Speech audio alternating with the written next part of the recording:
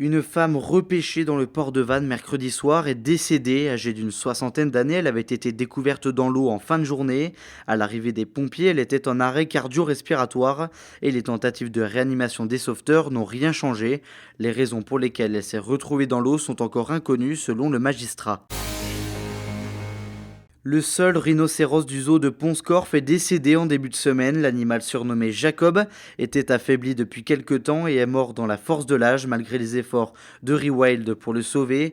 Une triste nouvelle pour l'association bordelaise qui vient de prendre le zoo en main. Le vétérinaire avait prévenu les présidentes que Jacob était en fin de vie et qu'il était trop tard pour le sauver. Le groupe BMA va construire les nouvelles vedettes de soutien de la Marine nationale. Le constructeur ligérien a frappé fort en remportant l'appel d'offres et devra livrer 8 vedettes d'ici 2025, la première étant prévue pour 2021. Le contrat impliquera le chantier Méré de Nord-sur-Erdre, mais aussi la chaudronnerie industrielle de Brest, rachetée par BMA en 2016. Le mercato d'hiver a ouvert ses portes. À Rennes, l'entraîneur Julien Stéphan souhaite recruter un défenseur gauche ainsi qu'un attaquant, alors que Sacco, Siebatche, Guitano ou encore Gélin pourraient se relancer ailleurs, faute de temps de jeu.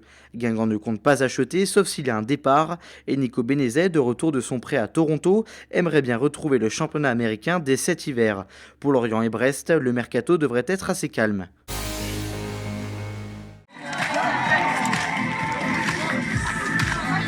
Des milliers de Bretonnes et de Bretons se sont jetés à l'eau mardi et mercredi pour fêter la nouvelle année, comme à Plérin, à Paimpol, Perros, à Saint-Quay-Portrieux et bien d'autres villes encore. À Dinard, on a fêté la 50e édition du bain de la Saint-Sylvestre le 31, avec un record d'affluence, 2223 baigneurs, un événement qui rassemble de plus en plus chaque année.